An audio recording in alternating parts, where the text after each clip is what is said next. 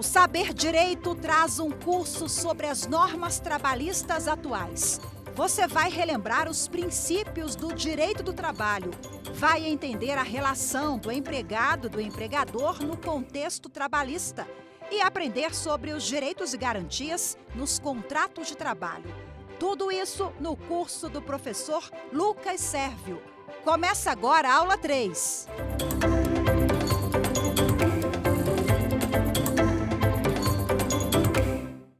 Olá, estamos aqui em mais um Saber Direito, tá? O seu programa aí de conhecimento sobre o direito em geral, com professores capacitados, interessados em trazer o melhor do ensino para você, nosso aluno que está aí do outro lado, se preparando para o exame da ordem, fazendo a sua graduação aí na universidade, tá? Ou simplesmente dando para concurso, ou se aprimorando aí numa área específica.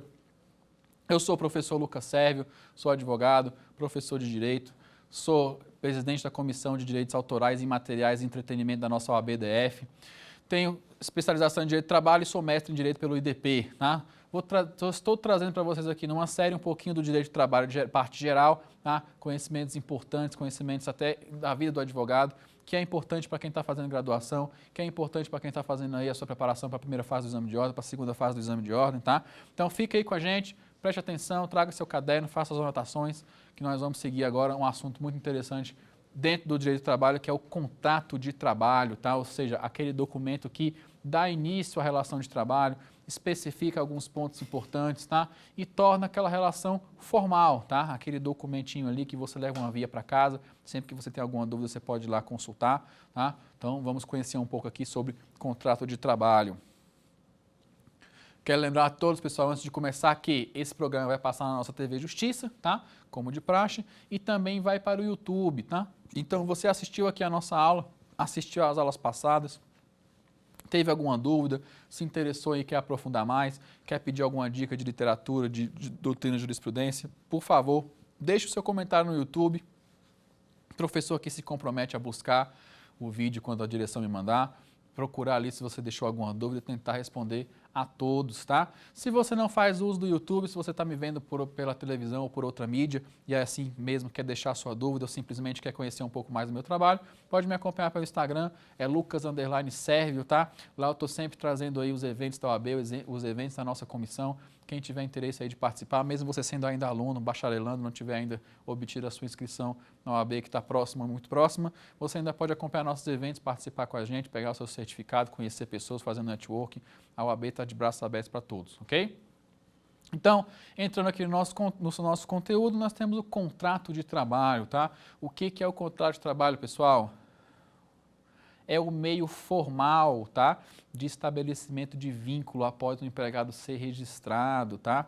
Ou pode também ser a proposta de trabalho antes dele ser registrado. Pessoal, aqui está o nosso contrato, leia, veja se é o que você quer, se é o que você espera, se todos os benefícios que você pleiteou estão aqui, tá? Verifique aqui a sua situação e aí você assinou, eu vou te registrar e você vai passar a ser o meu empregado, tá?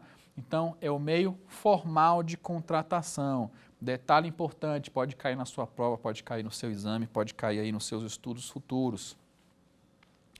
O contrato de trabalho, para ele ser formal e ter efeito jurídico, ele pode ser tanto escrito quanto pode ser verbal. Exato, professor. Você pode ter aí um contrato de trabalho verbal, não necessariamente lá o papel escrito, impresso que você guarda na sua gaveta. Você pode combinar de boca ali com o seu futuro empregador a sua situação laboral, tá? Então não é obrigatório para que um contrato de trabalho exista que ele tem que ser escrito, tá? Ele pode sim também ser verbal, ou seja, aquela velha expressão no fio do bigode, tá?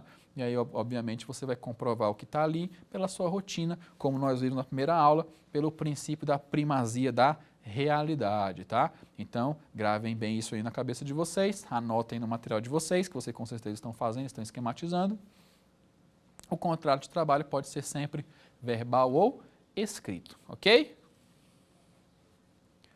E aí, dentro dessas modalidades de contrato de trabalho, nós vamos encontrar aqui as principais, tá? Quais são elas, pessoal? A primeira, contrato de trabalho por tempo indeterminado, tá? Esse contrato de trabalho, pessoal, ele atende ao princípio da continuidade, aquele princípio que a gente viu lá na primeira aula, na aula anterior, tá? Ele fala que o trabalhador tem lá o seu contrato de trabalho e não tem prazo para aquele contrato terminar, tá? Ele só vai terminar quando for feita a rescisão, ou seja, quando chegar ao fim um vínculo. Pode chegar ao fim por demissão, por justa causa, por falecimento do empregado, tá? Ou por fechamento da empresa, mas o contrato em si, ele é por tempo indeterminado, ou seja, não traz ali nenhuma cláusula, nenhuma parte do texto, quando que esse contrato acaba, quando que esse contrato finaliza, tá? Então, ele é o único contrato que atende ao princípio da continuidade, ou seja, relações trabalhistas longas e duradouras. Mas então, professor, eu sou obrigado a contratar uma pessoa por tempo determinado, eu empregador? Não, você tem aí para se socorrer o contrato por tempo determinado, tá? E ao contrário do que já diz o indeterminado por obviedade, ele tem lá um tempo para existir, tá? Qual é esse tempo, professor? Até 2 anos, tá? É o máximo que um contrato por tempo determinado pode durar, é 2 anos. E ele não é renovável, tá? Eu vou deixar para falar sobre isso quando eu falar sobre todos, ok? Então gravem aí que o contrato por tempo determinado ele dura até 2 anos, mas ele não é renovável, tá? Ele não pode ser prorrogado por mais 1, por mais 2, etc, tá? Na sequência, a gente tem um contrato de experiência, tá? Para que serve o contrato de experiência, professor? Ele serve para averiguar a capacidade do empregado para exercer aquela função, tá? Ou seja, é literalmente um período de teste, um período de experiência, tá? E nesse contrato ele traz o prazo máximo de 30 dias, 60 dias ou 90 dias, tá? Então, tenham em mente que o contrato de trabalho por experiência, ele pode durar no máximo 90 dias. Não pode durar nem 91, tá? O máximo mesmo ali, o teto é 90. Então, por mais que o patrão acabe por dividir nesse período, ele nunca vai poder ultrapassar 90 dias, tá? Então, 2 de 45, por exemplo, tá? Não, sempre vai ter que ser 90 dias e não pode ultrapassar isso. Depois, nós temos aí um contrato que ele é o mais recente, ele é o contrato intermitente, tá? O contrato intermitente, pessoal, ele foi trazido pela nossa reforma trabalhista de 2017, tá? Ele não existia antes dela. O que prevê o contrato intermitente? Ele prevê a possibilidade de prestação de serviço com uma certa alternância. É um contrato, pessoal, que a gente encontra muita confusão sobre ele na academia, inclusive nos próprios postos de trabalho. Muitos empregadores e empregados não entendem como funciona o contrato intermitente, tá? E ele realmente tem uma natureza um pouco confusa, mas a definição jurídica dele é uma só: permite prestação de serviço com certa alternância. Isso indica que você só vai fazer jus ao recebimento do salário enquanto você estiver trabalhando. No período que você não está trabalhando, que você estaria em tese suspenso ali das atividades, você não recebe.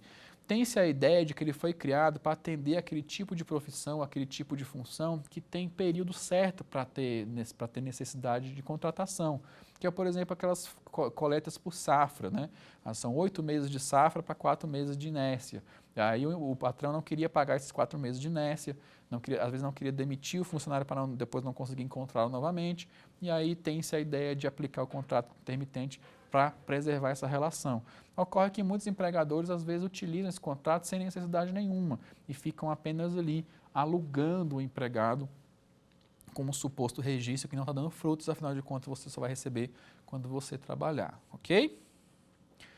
E aí passamos ao contrato temporário, tá? O contrato temporário, ele é voltado para atender aquela necessidade transitória, aquela necessidade que surgiu ali por um imprevisto ou por uma necessidade muito pontual, tá? Por exemplo, chegou final de ano, tá? Chegou Natal, Ano Novo, tá? Espera-se que o setor tenha mais compras, tenha mais clientes, tenha mais demanda de serviço e você pode colocar lá um temporário, tá? O temporário tem prazo máximo de 180 dias, tá? E esses 180 dias podem ser prorrogados por mais 90 dias, tá? Então você decidiu lá colocar um temporário para poder ficar ali todo o Natal e o Ano Novo, né? Dezembro e janeiro. tá? E ainda tem ali o carnaval, se quiser esticar, gostou do serviço da pessoa, ainda está tendo muita demanda, mas não quer efetivá-lo ainda, você tem ainda 90 dias para usufruir daquele serviço sem conversão do contrato. Por que eu falei em conversão, pessoal? Prestem atenção, como a gente falou na primeira aula, na aula anterior. Princípio da continuidade.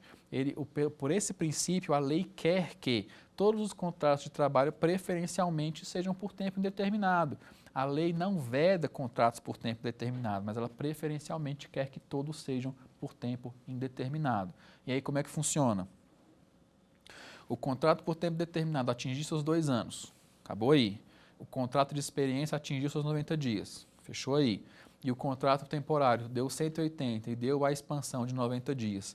Se chegar ao termo desses contratos, ou seja, se todos eles encerrarem o tempo, 2 anos, 90 dias, 180 mais 90, e o patrão de maneira expressa, tá? De maneira taxativa, não for lá e avisar ao empregado que ele não será efetivado, automaticamente todos esses contratos se tornam contratos por tempo indeterminado. Entenderam?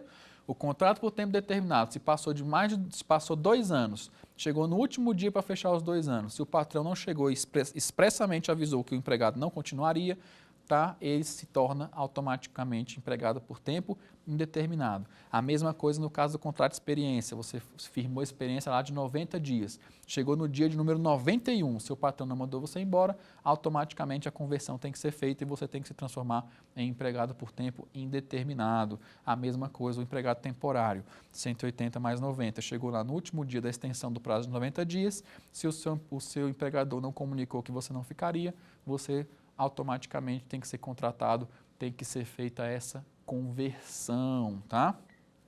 Isso é importante porque, pessoal, para evitar literalmente que o empregado seja enrolado, tá? Que o empregado fique ali sendo colocado num contrato temporário atrás do outro. Por que isso é importante, tá?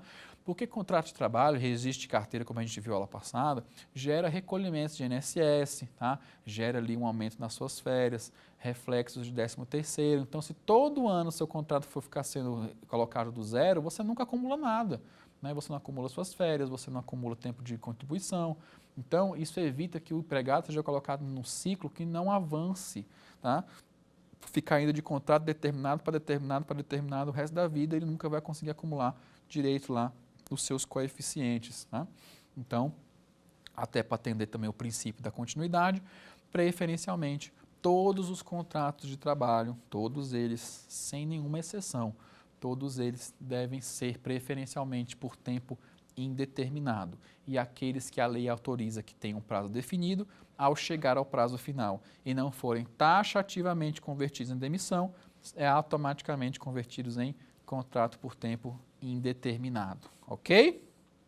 Então, vamos conhecer um pouco aqui quem são os nossos trabalhadores que necessariamente, obrigatoriamente, atraem para si, quando você contrata, um vínculo trabalhista, tá? Um vínculo de trabalho, ou seja, obrigatoriedade de registro, tá?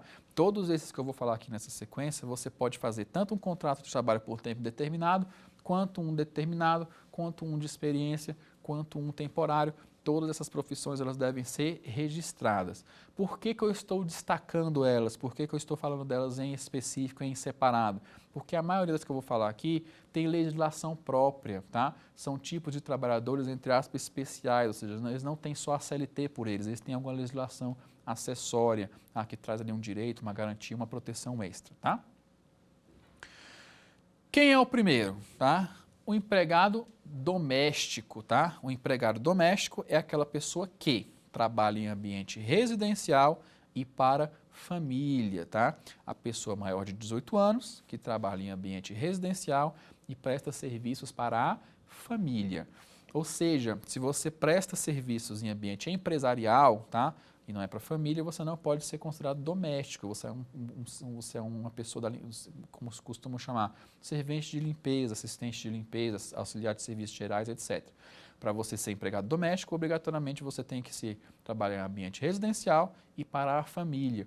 E reparem, não é só o empregado doméstico quando a gente pensa que é a empregada doméstica, que é a secretária do lar, nós temos o motorista, nós temos a babá, cuidador de idoso, jardineiro, todos esses são considerados empregados domésticos pela nossa PEC de 2015, tá? Então, vamos trazer aqui um outro exemplo que é fundamental para definir o empregado doméstico. Trabalhar em ambiente residencial e para a família. E também não pode haver fins lucrativos, tá? O empregado doméstico não pode gerar lucro para o seu patrão, tá? Senão ele se torna um empregado comum, tá? Isso porque acontece o seguinte, quando você é empregado doméstico, entendam que o salário que o empregado recebe não é lucro, tá? Salário é contraprestação. Nós vamos ter uma aula só sobre salário e vocês vão entender direitinho. Salário como contraprestação. Então, o ato de você trabalhar e receber não é lucro. Lucro é uma coisa que você recebe sem fazer nada, tá? É um dinheiro extra, uma vantagem extra. Ah, lucrei, ou seja, não fiz nada e recebi ali um bônus, um aumento, alguma coisa do tipo. Mas quando você trabalha, ou você oferece o seu ofício, então você tem, na verdade, uma contraprestação. O salário, ele é contraprestação, tá? Então, você não pode usar os seus funcionários domésticos para oferir lucro, tá? Para executar atividade econômica. Então, eles deixam de ser domésticos e vão passar a ser funcionários comuns. Um exemplo, um caso concreto, citado pela primeira vez em minha presença pelo professor André Luiz Paz de Almeida. Ainda na época que este professor aqui estava nos bancos do exame de ordem, tá? Se preparando para a segunda fase do exame de ordem em direito do trabalho, tá? O professor André Luiz nos trouxe um caso de empregado doméstico e a confirmação de que você não pode utilizá-lo para oferir lucro, de uma servidora pública, que já tinha lá seus 65 anos, era a avó de 2 crianças. Ela acabou sendo a tutora dessas 2 crianças porque os pais, infelizmente, faleceram num acidente de carro, tá? E aí ela, como servidora pública, tinha um salário razoavelmente bom, mas não era o suficiente para sustentá-la e sustentar as 2 crianças naquele mesmo padrão de vida. O que ela passou a fazer? Ela era muito boa de cozinha, tá? Ela era muito boa de fazer refeições e bolos e afins. Ela passou a fazer na cozinha de casa, né, caseiro mesmo, refeições, bolos, doces, salgados de festa, etc. e vender. Ela tinha uma empregada doméstica, tá? Ou seja, que trabalhava em ambiente residencial para a família, ou seja, para ela e para as crianças dentro de casa. Só que durante a confecção das receitas, a empregada doméstica auxiliava, tá? Auxiliava na receita, na limpeza, no controlar o forno, na decoração, na entrega, tá? E aí, eventualmente, essa empregada doméstica buscou algum tipo de orientação, eu presumo, buscou um advogado, questionou a ele se isso estava correto, né? E ele identificou ali um desvio de função, que ela não estava mais sendo uma empregada doméstica, ela estava sendo uma cozinheira normal, né? Uma cozinheira comum. E aí eu soube que essa ação foi ajuizada em desfavor da servidora, né? A então empregada doméstica, elencou lá os motivos pelo qual ela estaria em desvio de função, que ela estaria sendo empregada doméstica e cozinheira, e sim, pessoal, ela teve ganho de causa. E sinto muito, isso não é questão de achar que ela foi ruim porque era uma idosa com 2 crianças órfãs, tá? Mas porque era o direito dela. Ela trabalhava como empregada doméstica e de repente passou a ser auxiliar de cozinha, tá? E sem ganhar nada mais por isso. Então nada mais justo que ela ter a complementação do salário dela para continuar fazendo esse serviço, tá? Então, ganho de causa para empregada doméstica nesse caso, porque ela não poderia estar sendo usada para auferir lucro, tá? Por mais que fosse por uma boa causa, que é a criação de 2 crianças que perderam os pais, ok? A lei, pessoal, não vê sentimento, tá? Vocês que estão se preparando para entrar no direito, para entrar na carreira de advogado, futuros promotores, juízes, advogados, delegados, ou o que quer que seja que você planeja para a sua vida, entenda que a lei em nenhum momento vai andar junto com sentimentos, tá? Infelizmente, nós temos que interpretar a lei como ela é, a lei seca, tá? Senão a gente acaba trazendo injustiça, tá? A lei tem que ser igual para todos e é assim que você deve advogar a partir daqui, ok? Dando sequência aí nos nossos contratados trabalhistas, mas que possam ter um regime especial, nós temos aí o empregado rural, tá? Professor Lucas, quem é o empregado rural? É todo aquele, pessoal, que desenvolva atividade agroeconômica, ou seja, que ele atua em ambiente rural ou agro-rural, com plantação, com animais, tá? Então, se ele labora obrigatoriamente em ambiente rural, ele é empregado rural. E por isso ele tem lei própria, tá? Ele tem legislação específica que fala exclusivamente sobre ele, dá alguns direitos especificamente para ele, como é o caso da aposentadoria rural e afins, tá? Então, o empregado rural tem que ser registrado, pode ser feito o contrato, mas por essa diferença ele não é igual ao urbano, ele trabalha com atividade agroeconômica, então ele é denominado dessa forma como empregado rural, ok? E aí, na sequência, nós temos o empregado terceirizado. Esse aqui, acho que praticamente todo mundo conhece ou já teve contato, né? Quem que é o empregado terceirizado, pessoal? É aquele empregado que ele é registrado em uma empresa que presta serviços para outra empresa, tá? E essa empresa que recebe os serviços desse empregado, ela é chamada de empresa tomadora, tá? O que é uma empresa tomadora? Ela toma o serviço, tá? Ela toma a função daqueles terceirizados. Então, nós temos, por exemplo, uma empresa de segurança que contrata os vigilantes e manda-os para um hospital do governo, por exemplo, que é quem tomou o serviço dessa empresa. E aí, vamos lá, um detalhe bem importante. Se você é terceirizado, tá? Então, você é registrado lá na firma de segurança, vamos chamar assim, firma de segurança, para não personalizar e correr o risco de cair no nome de alguma coisa que existe. Então, você é registrado numa firma de segurança e você trabalha lá para um hospital do governo, você é lotado naquele hospital. E aí, como é que funciona, pessoal? Aquele hospital comprou o seu serviço, tá? Ele repassou a verba toda para a empresa onde você está registrado. E cabe à empresa fazer o repasse do seu pagamento lá no seu contra-cheque, tá? E aí, acabou que você está com o pagamento em atraso, está com 4 meses de pagamento atrasado, tá? E a empresa pública está fazendo o repasse. É, na verdade, a terceirizada que não está ali repassando o valor a contento, tá? E aí você resolve judicializar a questão. Pergunta: quem que você coloca no polo passivo dessa ação? A empresa terceirizada, a empresa tomadora ou as duas? Eu respondo para vocês, senhores, as duas, tá? A empresa tomadora também é responsável pelo serviço terceirizado. Então, na omissão da empresa que registrou o empregado, a empresa tomadora também é responsável. Ela é responsável solidária. Responsabilidade solidária é uma coisa que vocês vão ver muito no direito civil, tá? É um ali que ele é responsável ainda que indiretamente, tá? Então ele pode ser chamado de responsável solidário.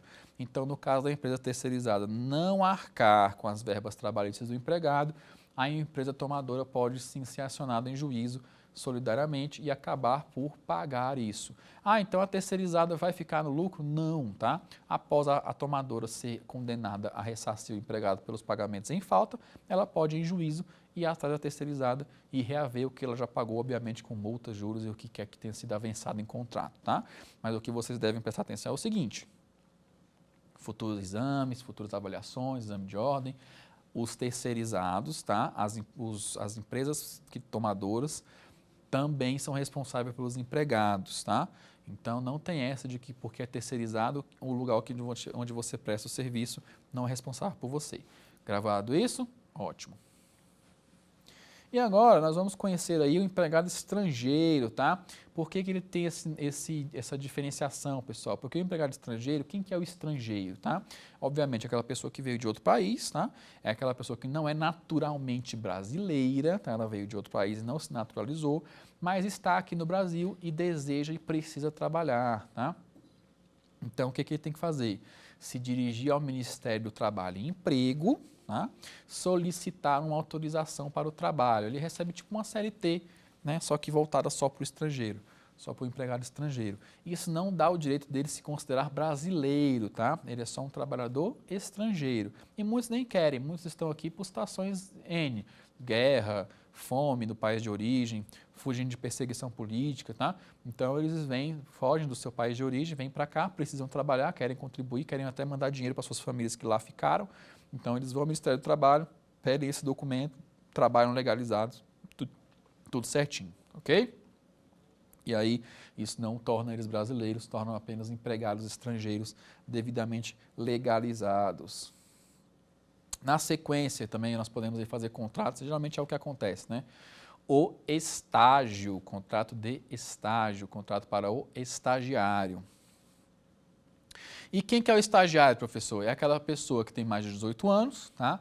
Que está matriculada em instituição de ensino, obrigatoriamente, e trabalha para obter experiência, tá? Ou seja, ela está naquela função para obter experiência na área que ela está se formando. A jornada do estagiário é reduzida, são de 4 a 6 horas por dia, tá? E nos dias de prova, ele tem direito a sair 2 horas mais cedo, tá? Para poder se preparar para a avaliação. Então, A diferenciação é essa, a jornada de trabalho é menor, ainda tem essa questão dos dias de prova. Além do que, pessoal, quando você é estagiário, você recebe a bolsa auxílio, tá? Ou seja, estagiário não recebe salário, recebe bolsa auxílio, tá? E as suas férias e o vale transporte. O estagiário não faz recolhimento de INSS, FGTS e afins, tá? Ele só recebe bolsa auxílio, esse mesmo valor quando ele tem de férias, quando o contrato ultrapassa 2 anos, né? E o seu vale transporte. O resto, só se a empresa quiser dar a mais, por lei ela obrigaria só até aí. Antes do estagiário, nós também podemos ter o aprendiz, tá? Muito conhecido aqui em Brasília como jovem aprendiz, que é o nome do programa que aqui existe e existe em outros estados também.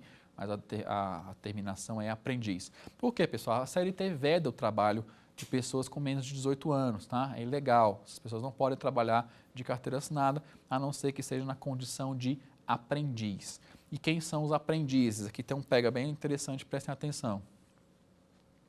O aprendiz é aquele jovem de 14 a 24 anos, tá? Que ele também trabalha para obter experiência em alguma área, ele geralmente pode estar no ensino médio ainda, né? Mas já tiveram na faculdade, na área, preferencialmente na área que ele está estudando, que trabalha para obter experiência, tá? Mas também é obrigado, durante o contrato de aprendizado, fazer um curso técnico profissionalizante, tá? Então, além da carga de trabalho já avançada, ele também tem que comparecer ao curso técnico profissionalizante. Qual que é o PEG que o professor jogou aqui e vocês prestaram atenção, tá? A pessoa que tiver algum tipo de necessidade especial, tá? Ele não tem limite para ser aprendiz, tá? Então, é o jovem de 14 a 24 anos, desde que não seja portador de nenhuma necessidade especial, ainda que física ou psiquiátrica, se for o caso, ele pode ser aprendiz sem nenhum limite de idade. Isso é muito bom para poder acolher as pessoas que precisam e estão nessa situação. Temos também o empregado idoso, tá? Que nada mais é, pessoal, que aquele empregado que já alcançou 60 anos de idade, tá? Então, aquele que tem 60 anos de idade goza da proteção não só da CLT, mas também do Estatuto do Idoso, tá? E falando um pouquinho sobre o empregado idoso e o idoso em si, tá? Então, para a nossa legislação, nós começamos a ser reconhecidos como idosos a partir dos 60 anos. O que vem com 60 anos? Uma palavra chamada preferência, tá? Eu não estou falando só da fila do mercado, tá? Não seja engraçadinho. Estou falando até de processo judicial. As pessoas que têm mais de 60 anos que litigam, ou seja, que colocam uma ação para correr na justiça, ela tem prioridade, essa ação anda um pouco mais rápido do que as outras, justamente em razão da sua idade avançada, tá? E aí, dentro do Estatuto do Idoso também, nós temos a superpreferência, que já são as pessoas que atingiram 80 anos, tá? Então, se você tem 2 idosos, um vai ter mais preferência que o outro, quanto mais velho for do que o outro, tá? Pela nota de corte. Então, você tem 3 processos na justiça, um de uma pessoa de 50, um de uma pessoa de 60, um de uma pessoa de 80, o processo que vai andar mais rápido é o processo da pessoa de 80 anos, porque ela tem essa super preferência, tá? Essa menção é feita aqui, pessoal, porque o empregado idoso, primeiro, ele não pode sofrer nenhum tipo de preconceito no ambiente de trabalho em razão da sua idade, tá? Ele não pode ser tratado diferente ou principalmente pior por ser idoso, tá? E em processos seletivos, ele não pode ser retirado pelo critério de idade, tá? Então, eu estou lá com 3 candidatos, tem um candidato idoso, 2 candidatos com idade aproximada ali, que seja 30 anos, 25. O idoso é super preparado, super estudado, tem toda a técnica para trabalhar na minha empresa, mas eu prefiro contratar o jovem porque ele é jovem, tá? Se isso fica claro no processo seletivo, o idoso pode ir atrás dos seus direitos e fazer uma denúncia no Ministério Público, porque isso é uma espécie de preconceito por idade, tá? E ele tem essa proteção pelo Estatuto do Idoso, ok? E além do idoso, nós, para finalizar aqui, os tipos de empregados que são seletistas, que têm contrato de trabalho, mas têm uma proteção especial, um resguardo especial, o trabalhador deficiente. Professor, quem é o trabalhador deficiente? Tá? É aquela pessoa que tem alguma limitação de caráter permanente, tá? Caráter permanente, que seja psicológica ou anatômica, de cabeça ou de corpo, tá?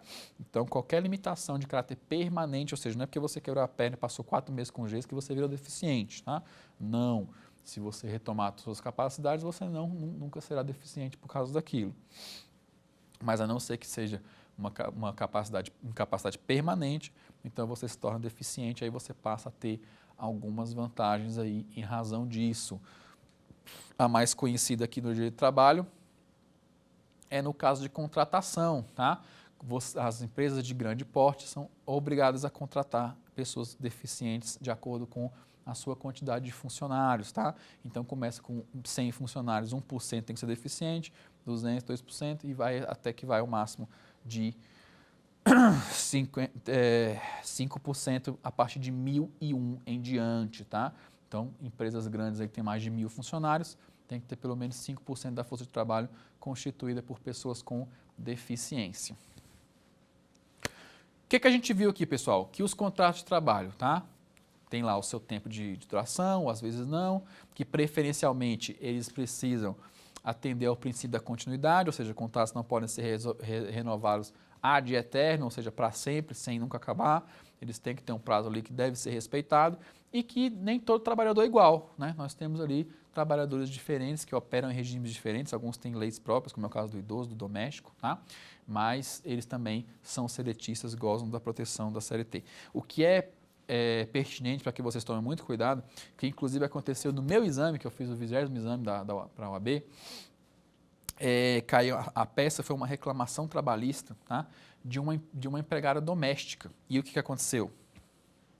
Muitos reprovaram porque pegaram a reclamação trabalhista para a empregada doméstica e fizeram com base na CLT. E a empregada doméstica tem a lei própria, tem a PEC de 2015, tá? Que fala especificamente sobre os direitos do trabalhador doméstico. E aí, sobre o direito dos domésticos, tá? Eu tenho um livro muito bom para recomendar a vocês, que fala especificamente sobre o trabalhador doméstico. Nunca se sabe quando pode cair de novo, né? Ainda que não seja uma peça, pode ser que seja uma questão da segunda fase. E aí você vai entender que para falar sobre direitos dos empregados domésticos, você não tem que usar só a CLT, você tem que consultar a lei específica.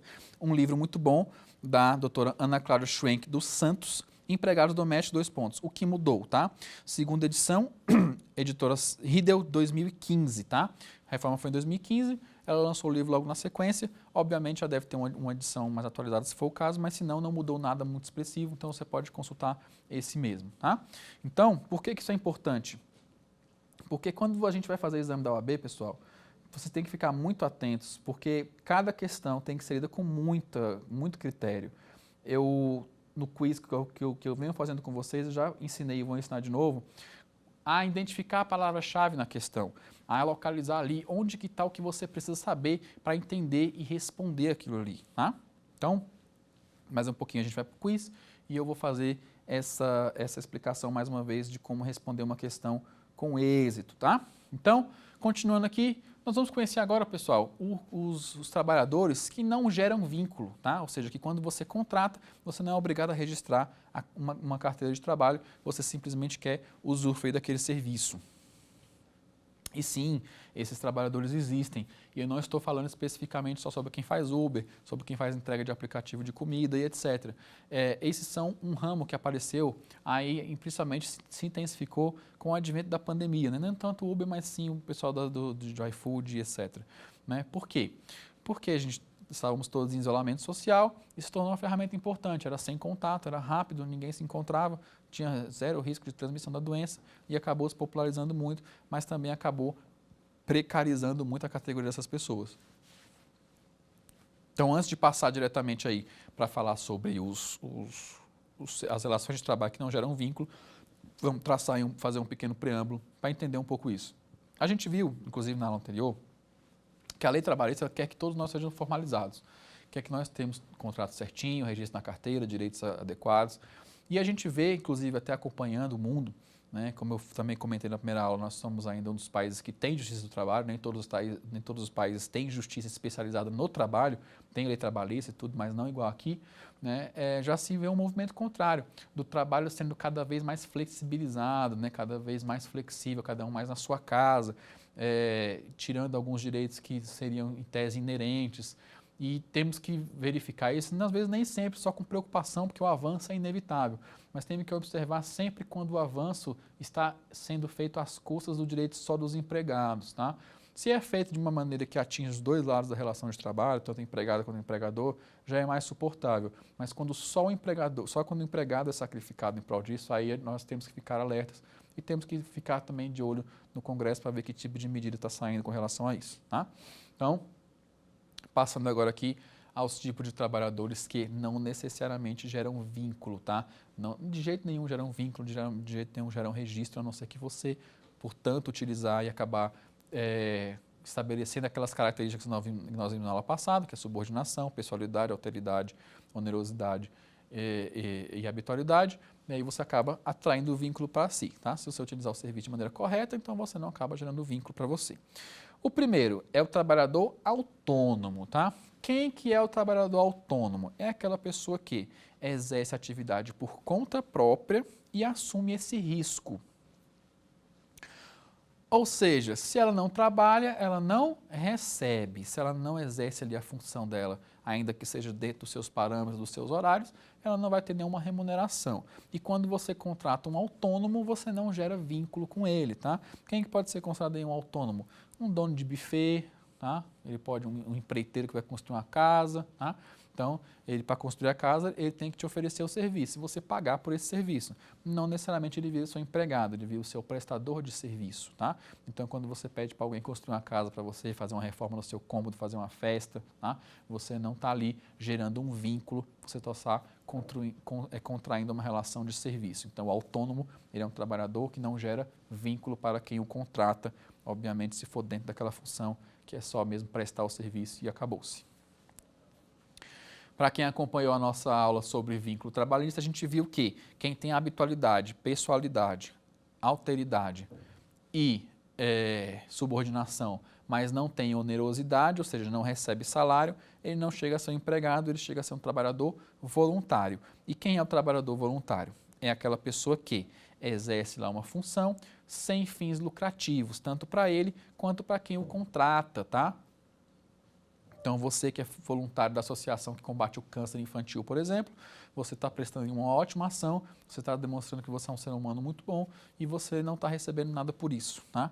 Então, você pode ir todo dia para a associação, passar o dia lá com as crianças, entrar 8 horas, sair às 18, receber as ordens dos médicos, dos funcionários, dos psicólogos, mas como você não recebe nada por isso, não tem onerosidade, acaba não gerando vínculo, tá? Então, você continua sendo um voluntário. E os voluntários podem se voluntariar, obviamente, para empresas públicas ou privadas sem fins lucrativos, como eu já mencionei, tá? Que tenham um cunho de social, saúde, de patriotismo, ambiental, tá? Todas essas causas são importantes e que geralmente demandam serviço voluntário, podem receber aí os voluntários, não vai haver remuneração por isso, né? Ou seja, então, diretamente em razão disso, não vai gerar vínculo, tá? Ainda que você receba um brinde, uma ajuda de custo, um vale transporte, um vale refeição, isso aí por si não caracteriza remuneração e você continua sendo voluntário, ok? Passamos para o eventual, tá? Como eu também já citei aqui na aula passada, o trabalhador eventual é aquele que presta serviço de maneira rápida e transitória, tá? O pintor, por exemplo, você pede para ele pintar um quarto, fala, vou pintar em uma semana. Pronto, uma semana ele pintou, entregou o quarto pintado, encerrou-se a prestação de serviço. Você não tem que dizer a hora que ele vai chegar, nem a hora que ele vai sair. Obviamente, se for por restrição de um condomínio, por exemplo, só podem apresentar funcionários externos até tal hora, mas isso não quer dizer que ele tenha jornada de trabalho, tá? É só um acordo ali para ele poder cumprir o que ele foi contratado para fazer. Então, o pintor, o encanador, o eletricista, técnico da NET, todas essas pessoas que chegam, fazem o serviço e acabou, elas não geram vínculo, tá? Elas simplesmente, literalmente, prestam um serviço ali pontual e transitório, tá? Não gera ali vínculo de trabalho em razão disso. E temos o trabalhador cooperado, tá? O trabalhador cooperado sem risco de ser redundante é aquele que faz parte de uma cooperativa, tá? Então, ele não é empregado um do outro, eles são sócios cooperados, tá? Então, por exemplo, minha família vem do Piauí, lá tem a cooperativa da cerâmica, né? Como é que funciona a cooperativa da cerâmica? Eles juntam lá o barro, fazem as peças de cerâmica, tem lá um comércio bem grande, essas peças são vendidas e todo o valor é revertido para a cooperativa e depois dividido para todos de maneira isonômica, tá?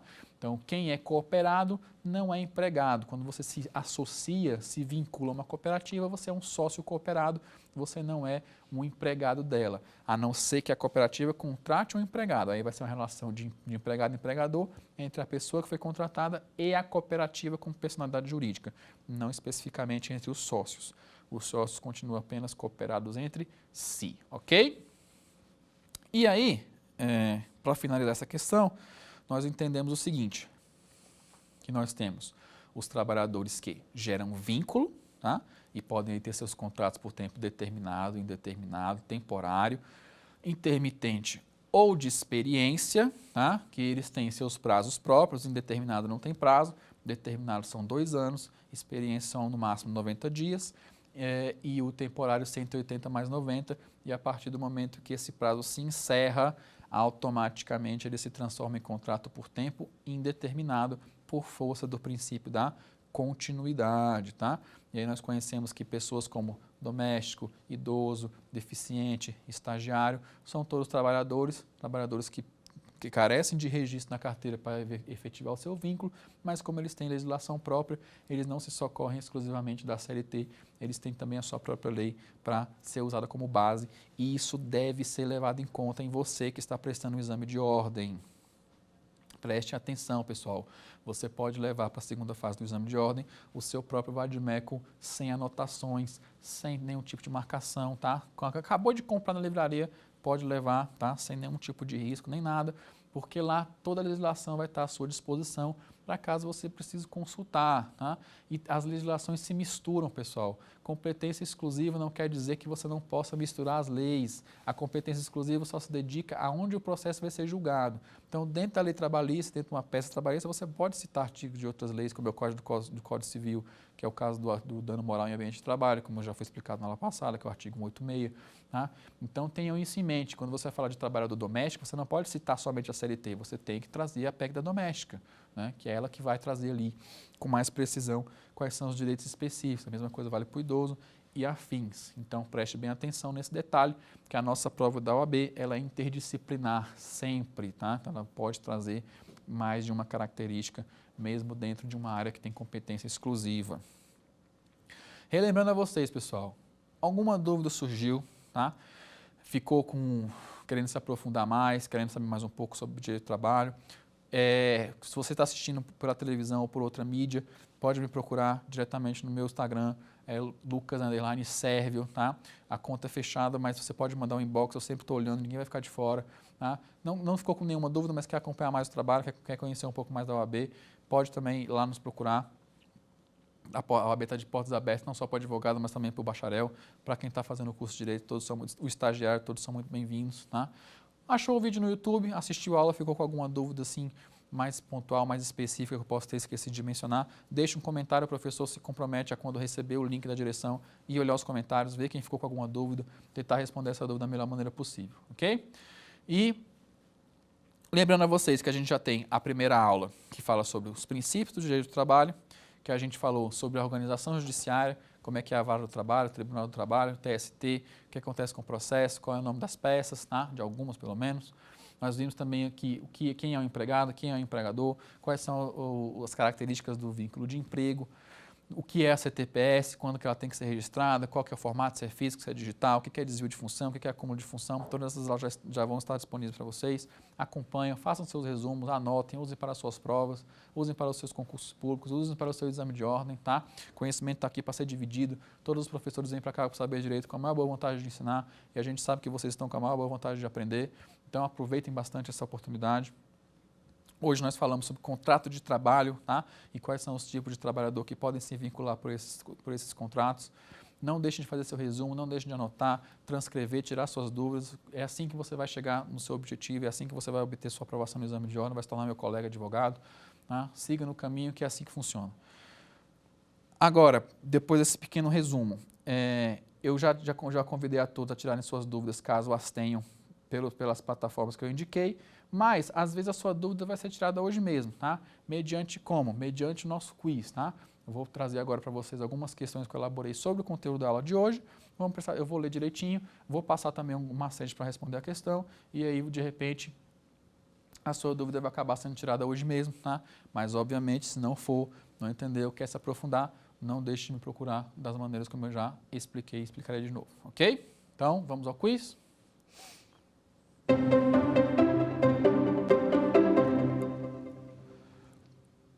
Passando ao macete que eu falei aqui explicar, pessoal, aprendam a ler a questão de maneira dinâmica, identificar os pontos-chave que podem te ajudar a responder aquela questão, sem precisar ficar lendo o enunciado inteiro. Eu ainda facilitei, trouxe enunciados pequenos, mas para quem já está acostumado a fazer simulados do exame de ordem, concurso público, sabe que as questões às vezes dão metade da página, né?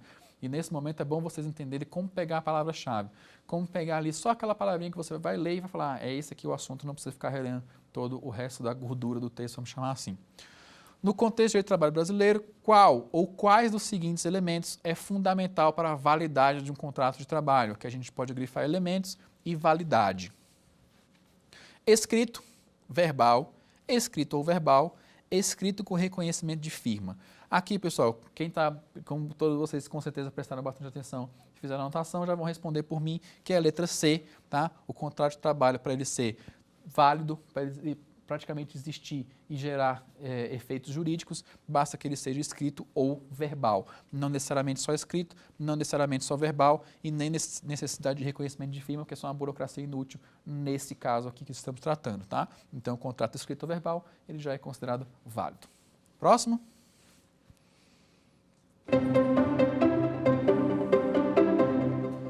De acordo com a legislação trabalhista brasileira, qual é a principal característica de um contrato de trabalho por prazo determinado? Característica e prazo determinado são as nossas palavrinhas-chave aqui.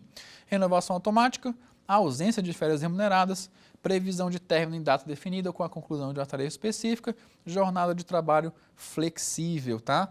Aqui, como vocês já prestaram atenção desde o começo, já entenderam que desde a letra A, nós sabemos que não é essa a resposta. A nossa resposta é a letra C, previsão de término em data definida ou com a conclusão de uma tarefa específica, tá? Renovação automática já sabemos que é impossível, vai se tornar contrato por tempo indeterminado, então não é uma característica. Próximo.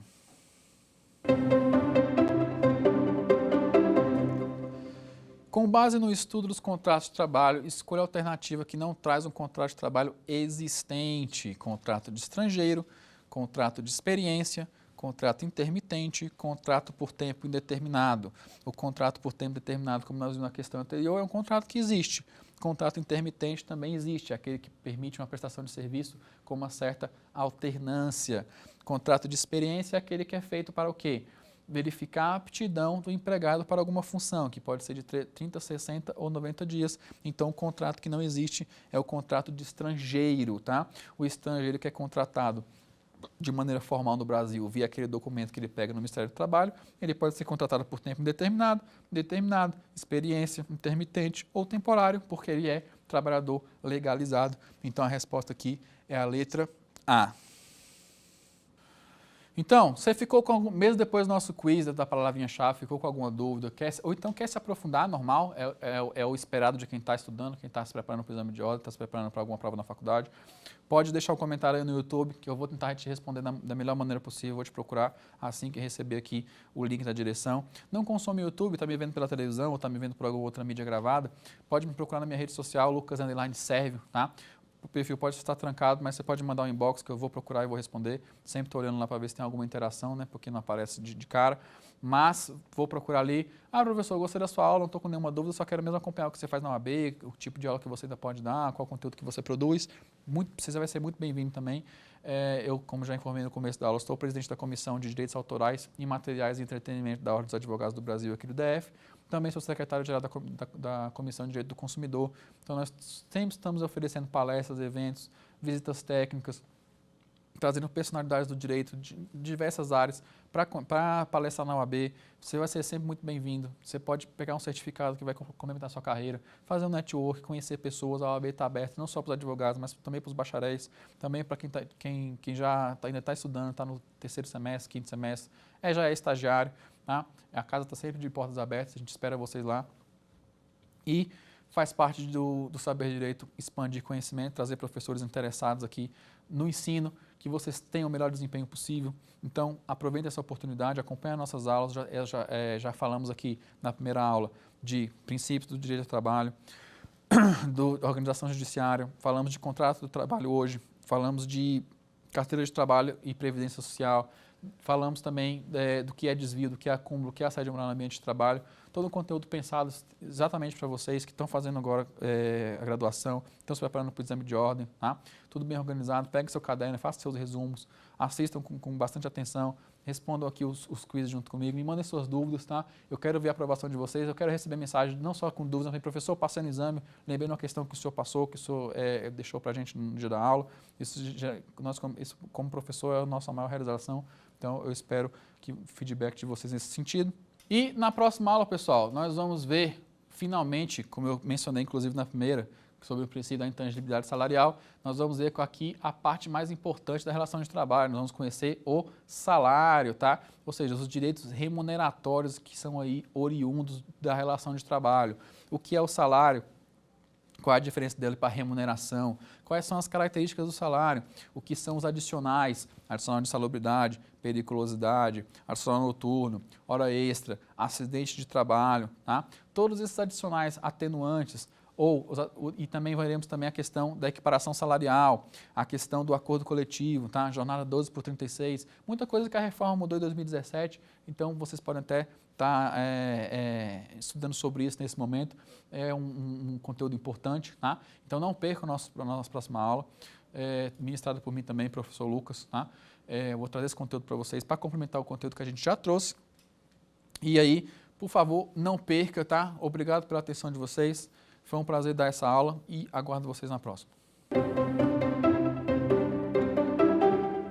Quer dar alguma sugestão de tema para os cursos do Saber Direito? Então mande um e-mail para a gente, saberdireito@stf.jus.br. Você também pode estudar pela internet. Acesse o nosso site radioetvjustiça.jus.br ou pode rever as aulas no canal do YouTube, @Rádio e TV Justiça.